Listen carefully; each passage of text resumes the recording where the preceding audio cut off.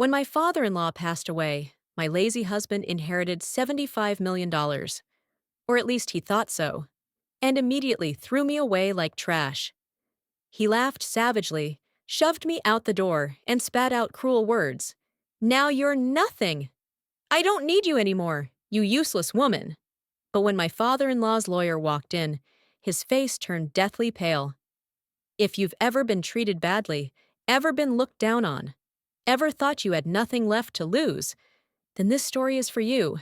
Are you ready? Don't forget to comment your feelings below to let me know. You're truly useless. I don't need you anymore, you useless woman. Mason's voice echoed through the living room of our house in Fort Wayne, Indiana, as he violently hurled my suitcase down the front steps.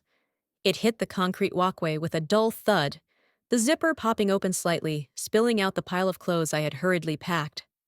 I stood there completely stunned, watching my 10-year marriage collapse in just 10 brutal minutes. My face was still hot and soaked with the tears that had been falling ever since he started throwing my belongings with the eager enthusiasm of someone finally clearing out unwanted clutter that had taken up precious space. My name is Evelyn Harrison, and at the age of 37, I never thought I would become homeless simply because my husband suddenly decided that he was too rich for me, that I was beneath him, that I no longer had any meaning in his life. Theodore, his father, had died just 3 days earlier after a long battle with failing health, and Mason was acting as if he owned the entire world and everything in it. "Now I'm rich, Evelyn! $75 million! Mason shouted joyfully, his face flushed with excitement as he stood at the door with his hands on his hips, wearing a triumphant expression. "I don't need some pathetic waitress dragging me down anymore. I'm going to live like a king. I'm going to have the life I've always dreamed of." His cruel voice cut deeper than any physical blow ever could. For 10 exhausting years, I had worked 2 shifts at Rosie's place to keep our family financially afloat, while Mason bounced from one part-time job to another, constantly saying he was finding himself, or waiting for the right opportunity that supposedly matched his so-called talents. I paid the mortgage every month, bought all the groceries for the household, and even paid for his car whenever his work was unstable, which honestly was most of the time. I had been the backbone of the family, the responsible one, the adult in the relationship. "Mason, please," I whispered, my hands shaking uncontrollably as I bent down to pick up the suitcase, my dignity shattering on the concrete along with my clothes. "We've been together for 10 years. Doesn't that mean anything to you?" He laughed, a hoarse, raspy laugh that made my stomach twist violently. "That just means I wasted 10 years being held back by someone who was never good enough for me. Theodore always knew I was destined for greatness. That's why he left everything to me. He believed in me." As I stood on the sidewalk, watching him close and lock the door that had been our home for so many years, I felt something inside me break beyond repair. But it wasn't just heartbreak, sadness, or even shock.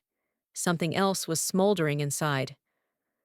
I suddenly remembered the first time I met Mason 10 years ago, at a small job networking event in downtown Fort Wayne.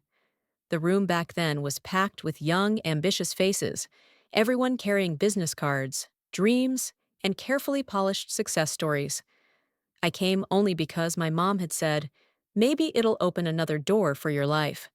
I remember standing in the corner with a glass of cheap wine in my hand when Mason appeared beside me, as naturally as if we had known each other for years.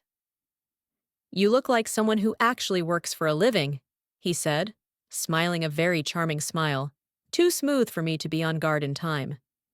"I'm Mason, currently taking a break from work, but that's my choice. I have to take care of my dad." He told me his mother had passed away early, that his father had been sick for years, that he had put his career on hold to stay with his family.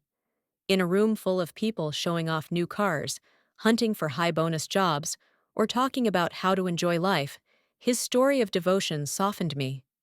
When 3 hours later he still remembered my name among dozens of people, when he brought me another drink without me asking, when he repeated exactly what I had said about how hard it was to find the right job, I thought I had met someone who truly knew how to listen. My dad built his whole company from nothing, he told me at coffee the next morning. But he taught me that money isn't everything. When family needs you, children have to show up. At that time, I was 26, freshly out of school, just beyond the protective arms of my parents. I was far too ready to believe in a beautiful story.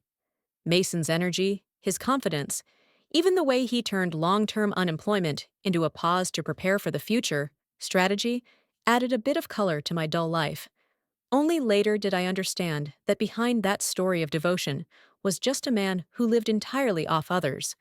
And when I met Theodore for the first time, 6 months later, at the dinner where Mason finally agreed to take me home to meet him, the old man's eyes rested on me for a long time, both gentle and heavy at the same time.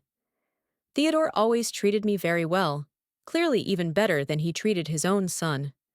The times Mason was absent, the envelopes of money he quietly pressed into my hand, the vague reminders that, my dear girl, you must know how to keep a way out for yourself. All of those were warnings I failed to understand properly back then. My relationship with Theodore was one of the few bright spots in my increasingly unhappy marriage. While Mason treated his father like an inconvenience, like a chore he had to endure, I genuinely cared for the old man and enjoyed his company. After Theodore's first stroke 2 years ago, I was the one who took him to physical therapy 3 times a week when Mason was too busy playing video games or scrolling on his phone. I cooked his favorite dishes: beef stew with carrots and potatoes, homemade chicken soup, the German food his mother used to make, helped him organize and follow his complicated medication schedule, and spent hours listening attentively to his stories about building his construction empire from nothing. You are a good woman, Evelyn, Theodore said to me just a week before he passed away, his voice weak but sincere. We sat together on his back porch, watching the sunset paint the Indiana sky with beautiful streaks of orange, purple, and pink. Mason was inside the house, probably on the phone as usual, deliberately ignoring both of us. You remind me so much of my wife, God bless her soul. She had the same genuine kind heart, work ethic, and loyalty. I smiled warmly and gently patted his work-worn hand. You don't need to thank me, Theodore. We are family. This is what family does for each other. The old man looked at me with sharp blue eyes that age and illness still had not dulled. Family isn't always about blood, my dear. Sometimes it's about who shows up when it matters. Sometimes it's about character. At the time, I thought it was just the wisdom of an old man reflecting on life and relationships. I never imagined those words would become prophetic in a way I could never have foreseen. Mason's attitude toward his father's failing health had always filled me with embarrassment and shame. He constantly complained out loud about the smell of medicine, the inconvenience of doctor's appointments, and how Theodore's presence interfered with his lifestyle and restricted his freedom. More than once, I caught Mason rolling his eyes in clear annoyance when his father struggled with simple tasks or needed help around the house. Why doesn't he just go into some nursing home? Mason grumbled to me after Theodore had an especially hard day following his second stroke. I'm not a caregiver. This wasn't part of the deal. He's your father, I replied, truly shocked by his heartlessness. And this is his house. We're living here only because he was generous enough to let us stay after you lost your job for the third time. Mason shrugged with complete indifference, then went back to staring at his phone. But because of him, you lost your job too, and now your income isn't even half of what it used to be. Whatever. Once he's gone, this place will be mine. Then we can do whatever we want with it, maybe sell it and move somewhere better. The memory of that conversation now feels like a dark warning. Theodore had witnessed his son's indifference with his own eyes and had clearly drawn his own conclusions about Mason's character and worth. When I think back to the moment I walked into his bedroom, I can still see the old man's expression when he accidentally overheard Mason say those heartless words, even though he never spoke out or directly confronted his son about it.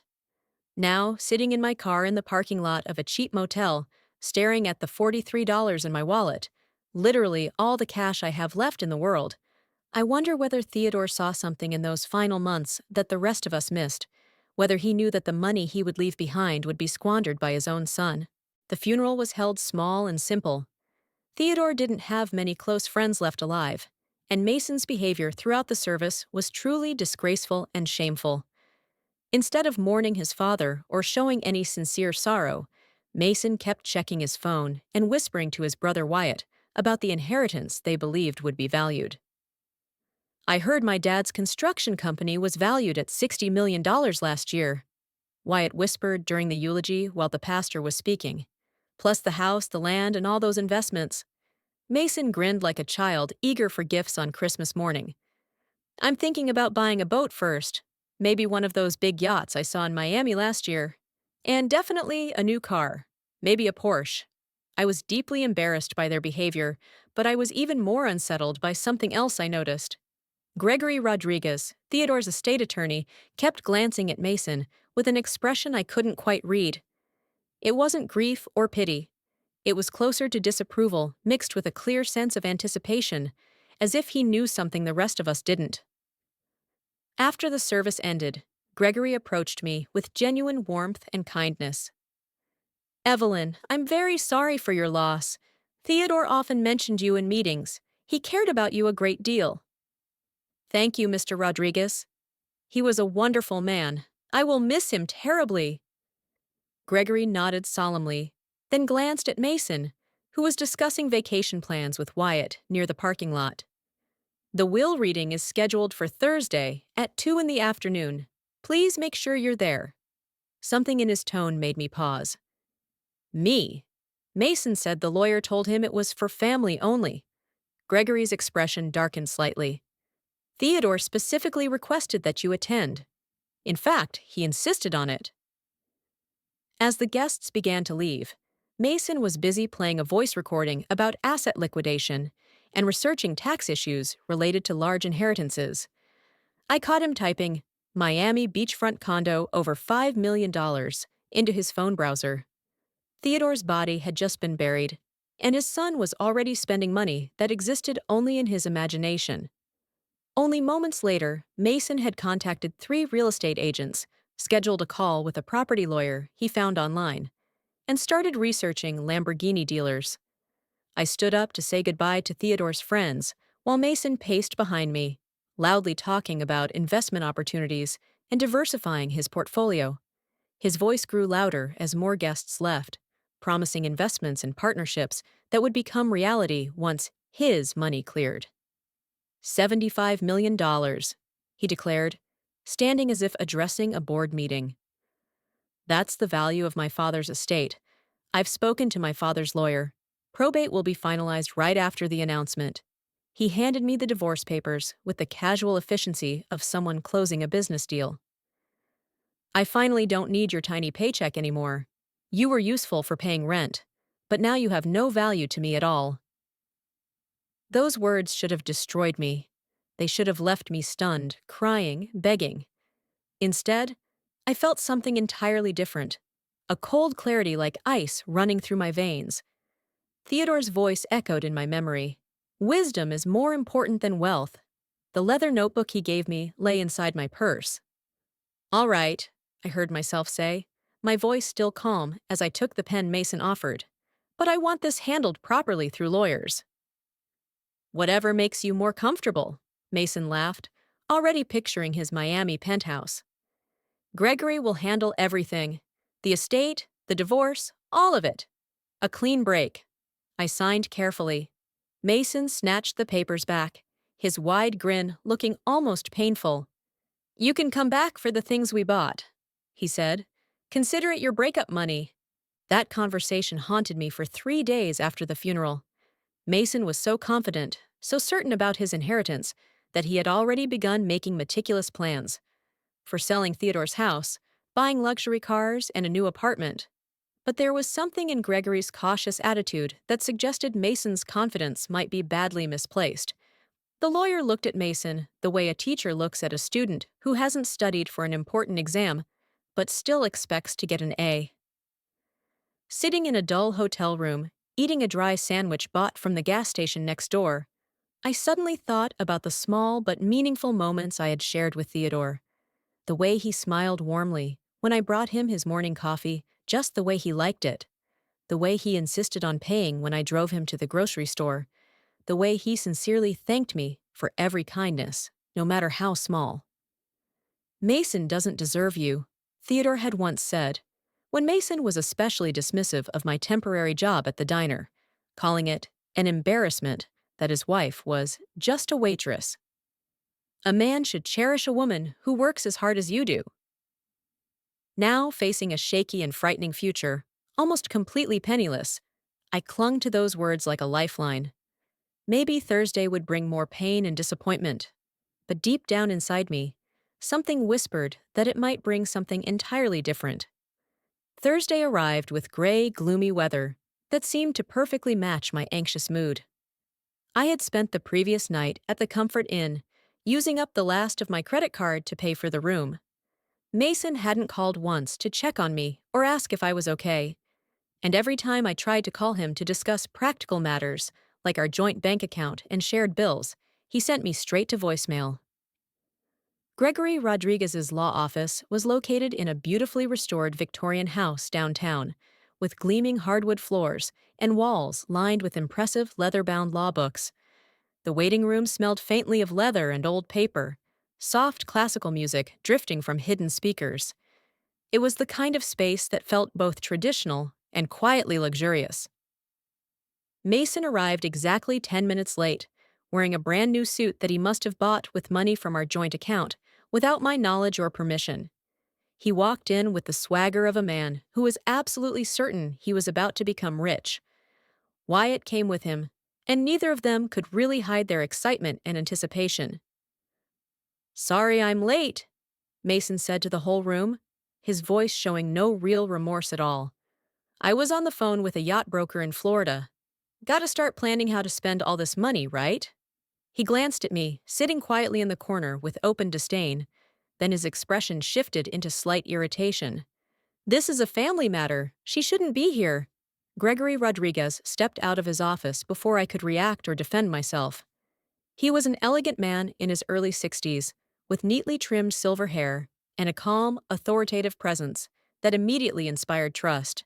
"Mason, Wyatt, Evelyn, thank you all for coming today. Please follow me into the conference room." The conference room was dominated by a large mahogany table, surrounded by expensive leather chairs. Gregory took his seat at the head of the table and opened a thick folder that looked very official. Mason and Wyatt sat on one side, and I sat directly across from them. That distance carried a symbolic meaning of its own, as if we were two opposing sides in a courtroom. "Before we begin," Gregory said, carefully adjusting his glasses, "I want to make sure everyone understands that this will reading will proceed exactly as Theodore outlined in his will. There will be no interruptions or questions until I have finished reading, and no disputes until the entire document has been read." Mason eagerly leaned forward. "Mr. Rodriguez, say whatever you like. I'm ready to hear about my inheritance. Let's get started." Something on Gregory's face shifted almost imperceptibly, a tiny change that only someone paying attention would notice. "Mason, before we begin, I need to ask you something important. Did you read the copy of the will that was sent to you last week?" Mason waved a dismissive hand. "All that legal language is confusing and boring. I know you'll explain it to me today anyway. Besides, I know my dad left everything to me. I'm his son. That's how it works." Gregory raised an eyebrow slightly. "I see. And you, Wyatt?" Wyatt shrugged, just as indifferent. "Same here. Mason said it was all just a formality anyway, just legal stuff we have to sit through." Gregory looked straight at me, with an expression I couldn't quite read. "Evelyn, did you receive a copy?" I shook my head. "Mason told me I didn't need to see it, because it had nothing to do with me." For a brief moment, Gregory's professional calm cracked, and I saw a flash of real anger cross his face. "I see." The room fell into a heavy silence. Mason's confident smile faltered slightly, while Wyatt shifted uncomfortably in his chair. I felt my heart begin to pound, even though I couldn't yet say exactly why. Gregory opened the file folder and pulled out a thick document sealed with official ribbon and wax. "The last will and testament of Theodore James Harrison," he announced solemnly, "dated April 25th of this year." April 25th. That was only 2 months ago, after Theodore's second stroke. My mind began to spin, trying to recall what had been happening in our lives at that time. That was also when Mason suggested putting Theodore into a nursing home, and when I started spending more time caring for the old man because his health was rapidly declining. "Let us begin," Gregory said, and the entire room seemed to hold its breath. Gregory cleared his throat and began to read the formal document in a steady, composed voice. "I, Theodore James Harrison, being of sound mind and body, hereby declare this to be my last will and testament. To my son, Mason Harrison, who has shown little regard for hard work or loyalty to family, I leave the sum of $5,000 and my father's fishing gear stored in the garage." The words struck the room like a heavy blow. Mason's expression shifted from confident expectation to confusion, then slowly to horror as reality set in. "Wait, what? That can't be right. $5,000? There must be some mistake. Read it again." Gregory raised his hand for silence and continued reading without pause. "To my son, Wyatt Harrison, who moved to California and visits perhaps twice a year, I leave $10,000 and my collection of antique tools, in the hope that my son may finally learn the value of building something with his own hands." Wyatt's mouth fell open in shock, but he seemed too stunned to speak. Mason, however, was visibly starting to panic. "That's impossible. I'm his son, his rightful heir." "Where's the rest? The $75 million? The company? The house? The stocks? The other assets? This is insane." Gregory's expression remained neutral, but I could see satisfaction in his eyes. "If you had read the will as instructed, Mason, you would know that there is much more still to be read. The majority of the estate, the Harrison Construction Company, valued at approximately $62 million. The family home and surrounding real estate, valued at $8 million, along with all liquid assets, investments, and personal property, totaling approximately $5 million, will pass to an entirely different person." My heart pounded so hard I could hear it in my ears. Mason looked like he was about to faint, his face drained of color and his hands visibly shaking. "To Evelyn Harrison," Gregory continued, and my world tilted, "who has given me more love, loyalty, and devotion over the past 10 years than my own flesh and blood have given me in a lifetime, I hereby leave the remainder of my estate." The silence in the room was unbearable. I felt like I couldn't breathe, couldn't process what I was hearing. Mason let out a strangled sound, half gasp, half sob. "Theodore also wrote a private letter to accompany this will," Gregory said, pulling another document from the file. "He asked that I read it aloud to all present." Gregory unfolded the letter, and I recognized Theodore's careful, deliberate handwriting on the cream-colored paper.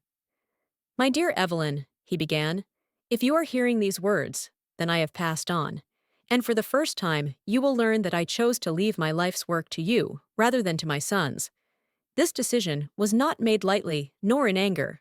It was made after careful observation and deep consideration of who truly embodied the values upon which Harrison Construction was built." Mason tried to interrupt, but Gregory continued reading without acknowledging him. "For 10 years, I watched you work to support my son while he chose entertainment over labor. I watched you give up better-paying work and take a job as a waitress so you would have time to care for me during my illness with genuine compassion, while Mason complained of the inconvenience. I watched you treat our home with respect, while Mason saw it only as something to be sold for profit. Most importantly, I watched you demonstrate every day the qualities I spent my lifetime trying to instill in my sons: kindness, integrity, devotion, and humility." By now, Mason was gasping for breath, and Wyatt looked completely stunned. But Gregory still was not finished. "Evelyn, you may wonder why I never told you of this decision. The truth is, I wanted you to observe and recognize how Mason treated you when he believed the inheritance was assured. His behavior in these past months, and especially the way he treated you after my death, was meant to show you clearly whether this marriage was worth continuing. Mason suddenly leapt to his feet, sending his chair crashing backward. This is madness. She isn't even blood related. You can't possibly hand over my inheritance to a waitress. I'll fight this to the end. Gregory's voice turned icy. Sit down, Mason, or I will have security escort you out of the building immediately. Your father's will is legally binding, fully authenticated, and completely valid under the law. Mason collapsed back into his chair, his face flushed and wet with tears. There has to be something I can do. I'll contest it.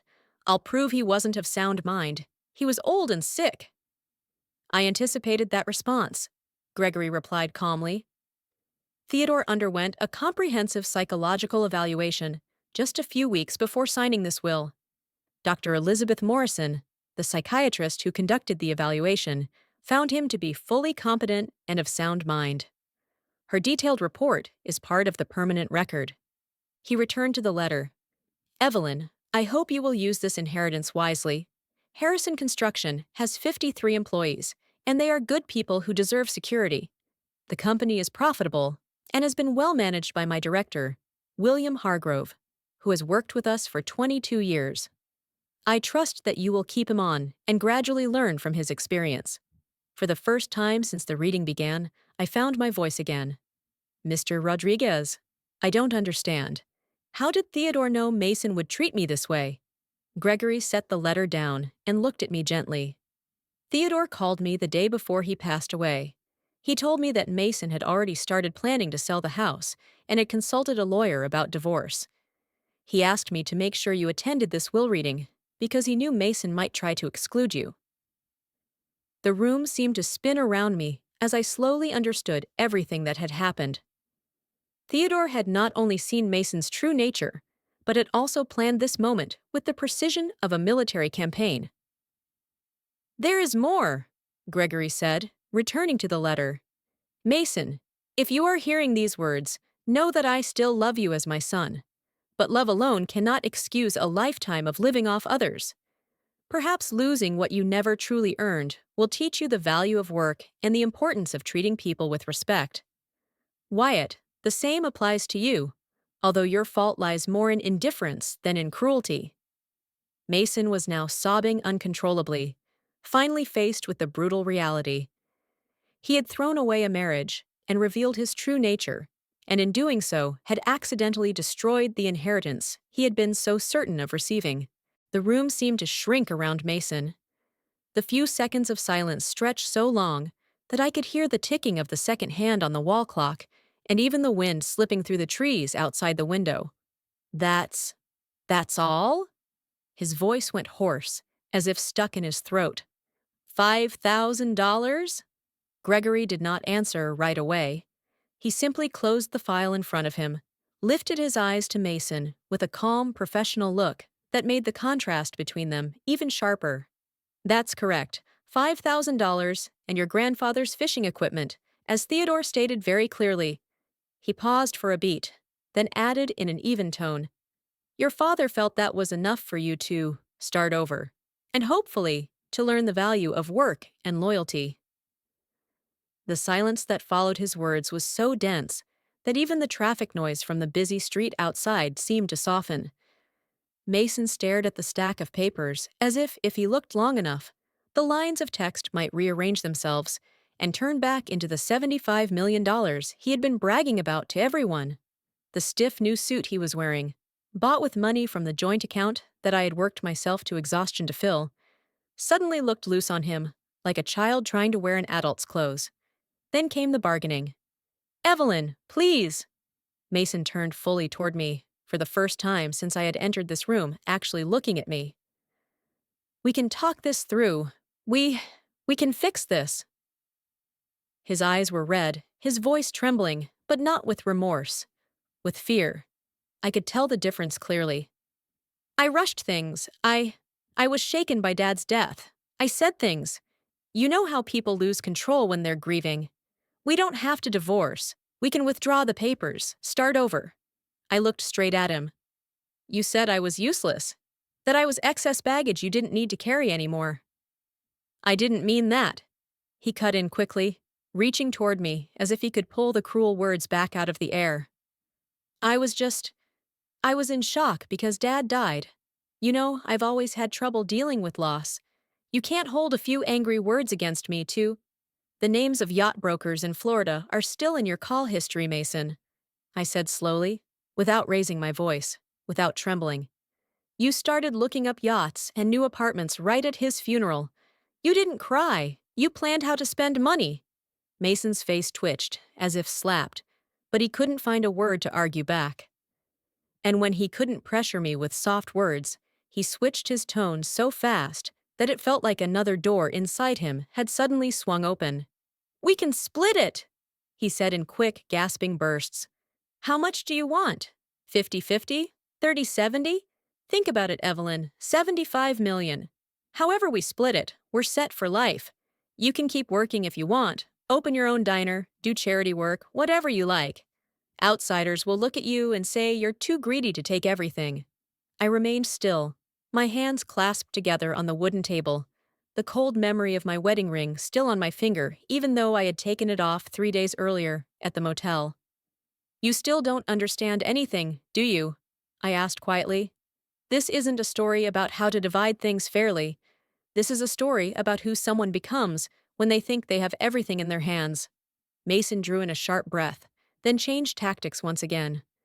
Dad would want us to stay together, he said, forcing his voice down into a low, trembling note. He loved both of us. He wouldn't want the family to fall apart. You know, he always said, family is the most important thing. If you insist on divorcing right now, people outside will think you're taking advantage, Evelyn. They'll think you're clinging to this opportunity. People will think many things, I replied calmly.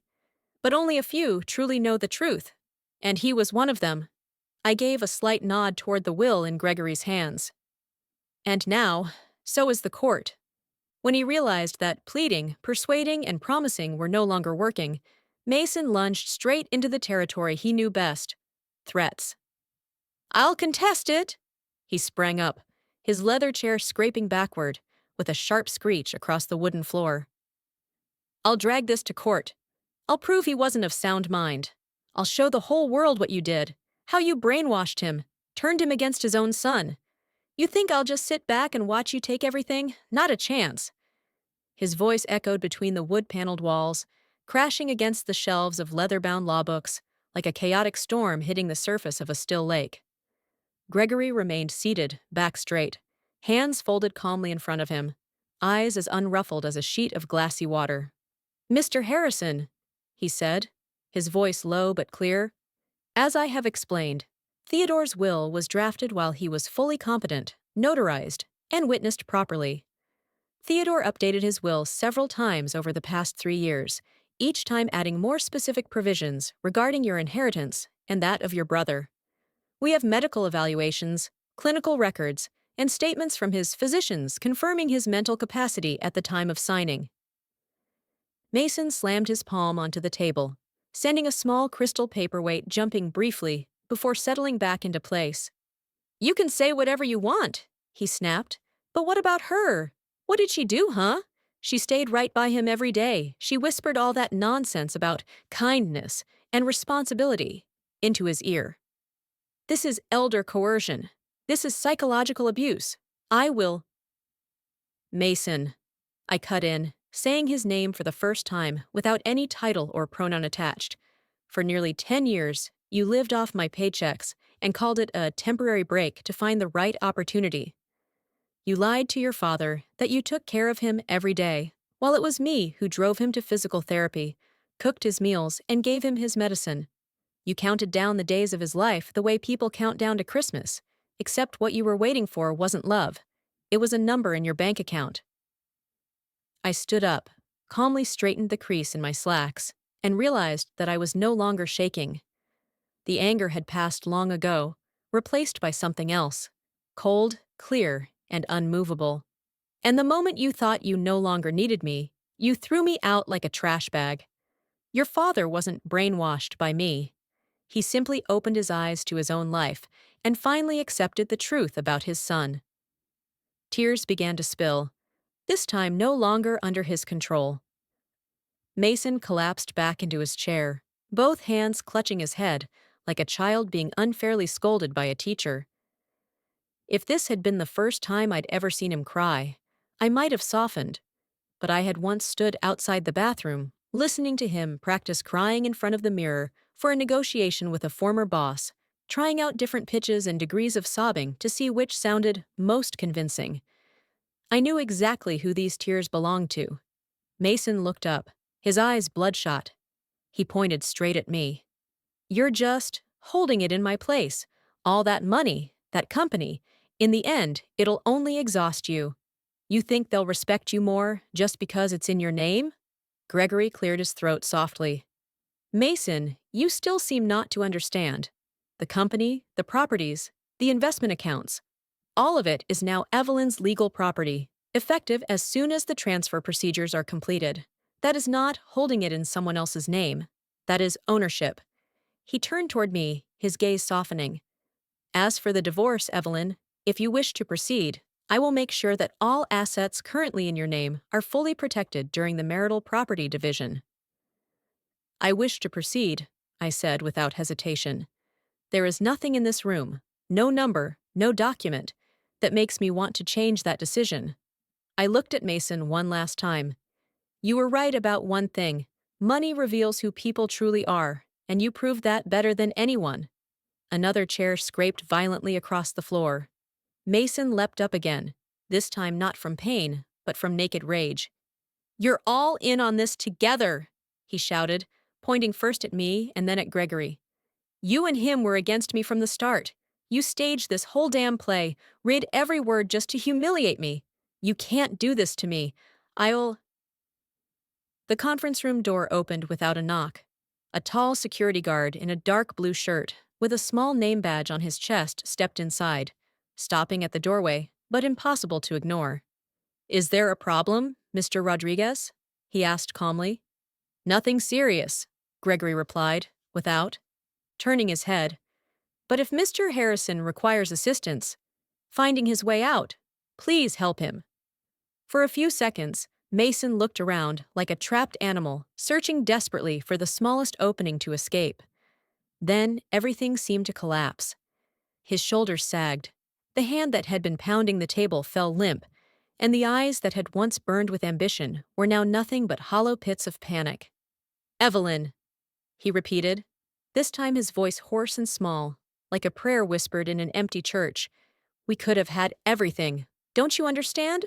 We could have had everything." I stood up and picked up my purse from the chair. "No, Mason," I said, turning toward the door, but still close enough to hear his heavy breathing. "You could have had everything. All you had to do was know how to cherish what you already had. But you didn't. Now it's too late." I walked out of the room, the door closing softly behind me. A few seconds later, I heard heavy footsteps, the scrape of a chair, the rise of Mason's voice one last time before it faded as he was escorted out of the office. I left the building with the strange feeling of having just escaped a storm I had been trapped in for 10 years. The wind outside was cold, but it no longer cut to the bone. It only made my eyes sting slightly and my hands go a little numb. The familiar sensation of a woman who once stood for hours at the diner entrance, waiting for the last customer to leave so she could lock the door and turn off the lights. The weeks that followed passed in a blur of meetings with lawyers, signing papers, seeing accountants, and working with Theodore's company director to make sure everything transitioned smoothly. The divorce went through faster than I expected, mostly because Mason could no longer afford to hire a lawyer. He showed up at the first mediation session with a messy stack of printed documents, trying to argue his contributions to the marriage. But when my attorney laid out every expense, every rent payment, every actual financial contribution, everything became painfully clear. In the end, Mason signed the papers with nothing left to argue. Maybe he finally realized that in this world, the court only cares about numbers and evidence, not the stories he was used to telling others about his potential. Bank statements later showed that the $5,000 Theodore left him disappeared almost immediately, dissolving into a security deposit for a new apartment, a newer model phone, and a few expensive dinners he used to save face in front of a handful of old friends who hadn't yet caught up with reality. In truth, Mason ended up in a rundown apartment on the edge of town, the kind with peeling off-white paint on the walls, threadbare carpet, and a balcony overlooking an oil-stained parking lot. It was no longer the warm home with the back porch and garden that Theodore had once been so proud of, and it certainly wasn't the luxury condo in Indianapolis Mason had fantasized about. It was just a temporary shelter, in the literal sense. Meanwhile, I returned to Theodore's house, now my house, with a completely different perspective.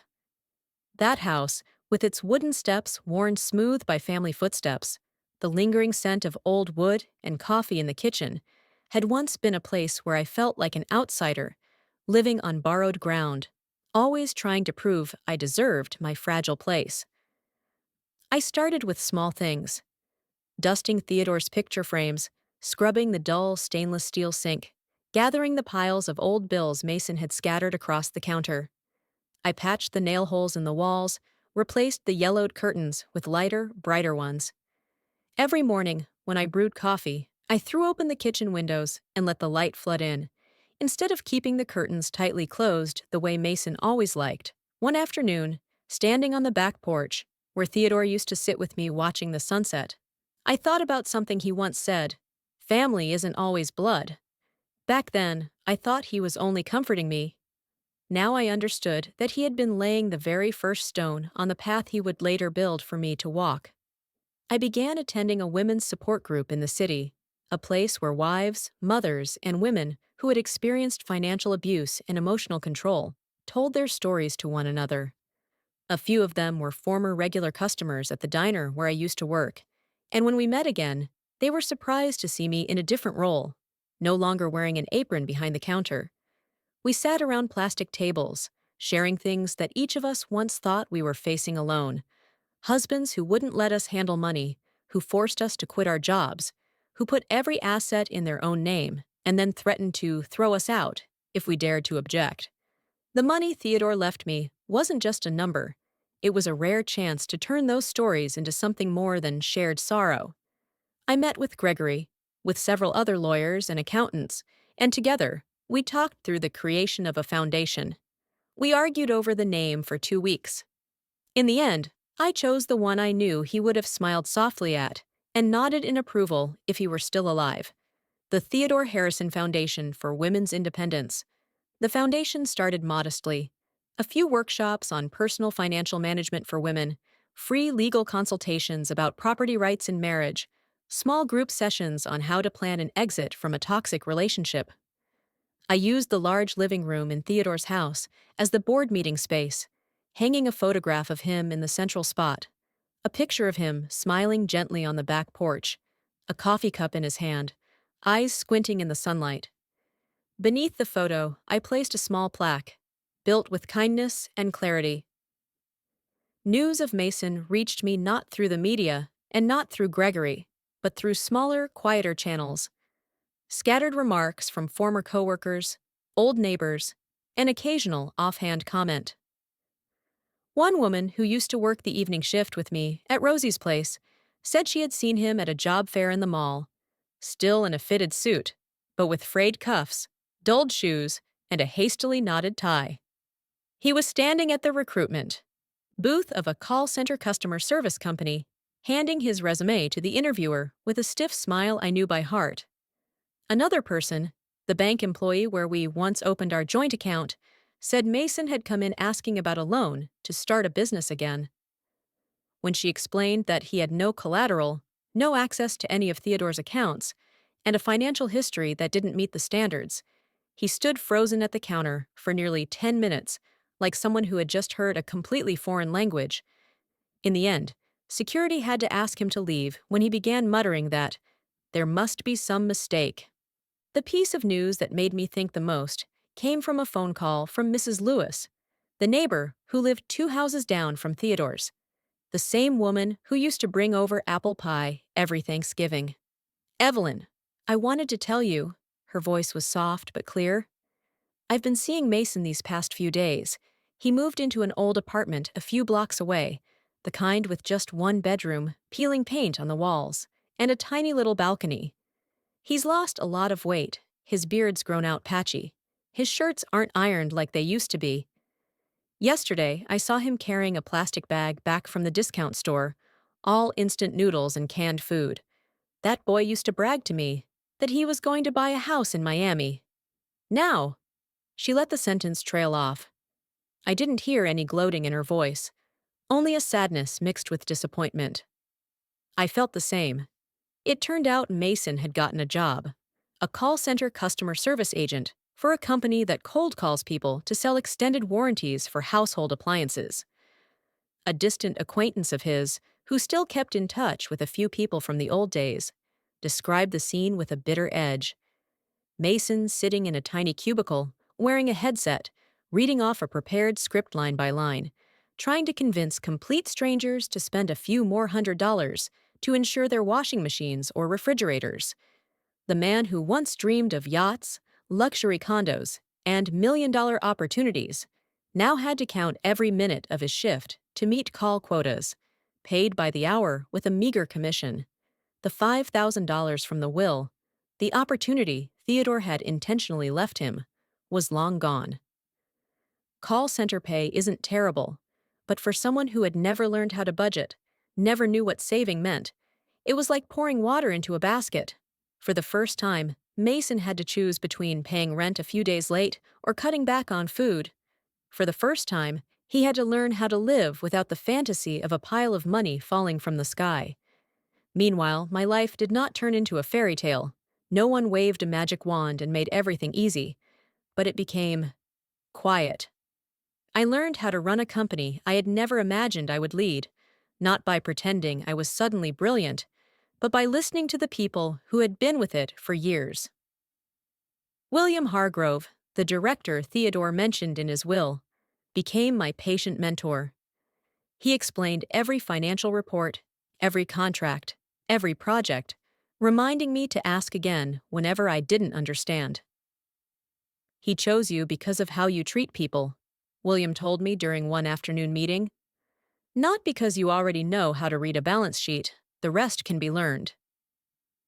In the evenings, when I wasn't tied up with company work, I went to the community center, where the Theodore Harrison Foundation was holding its first classes.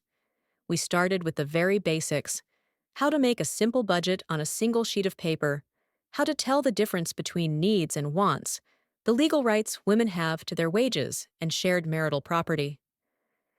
I looked at the women sitting in a circle around the table, pens in hand, eyes focused, and I saw myself in them, the version of me from a few years ago, who didn't yet know to ask the question, "Who is this registered under?" Who didn't yet know how to say out loud, "I want to keep my own money." 6 months after the will reading, I stood alone in the office that used to be Theodore's reading room. The late afternoon sunlight slanted through the window, falling across the wooden desk where the will had once been spread out, where my life changed direction with just a few lines of text. On the wall, beside the foundation's certificates and operating licenses, hung a new photograph. The women from the Theodore Foundation's first financial literacy class, all of them smiling, arms raised high, with the very first budget plans of their lives. I thought of Mason, probably sitting at a different desk in a different building at that moment, reading and rereading the greeting lines printed on a sheet of paper, trying to keep the exhaustion out of his voice when the person on the other end hung up halfway through the call. I didn't feel any joy imagining that scene. Only a quiet acknowledgement that, in the end, life had returned to its balance. What each person does, they eventually receive in kind. I walked into Gregory's conference room that day with a few loose dollars in my wallet and a marriage that had burned to the ground. I walked out as the owner of a construction company, as the person entrusted with deciding the future of dozens of employees, and more importantly, as someone who finally believed that my worth no longer depended on whether a man chose me or not. Mason's face at the moment he realized Everything had slipped through his fingers, will always stay somewhere in my memory, not as a sweet moment of revenge, but as a clear reminder that character matters more than blood, and that real value is not measured by the amount of money we expect to inherit, but by what we do and what we give, when no one has promised to repay us.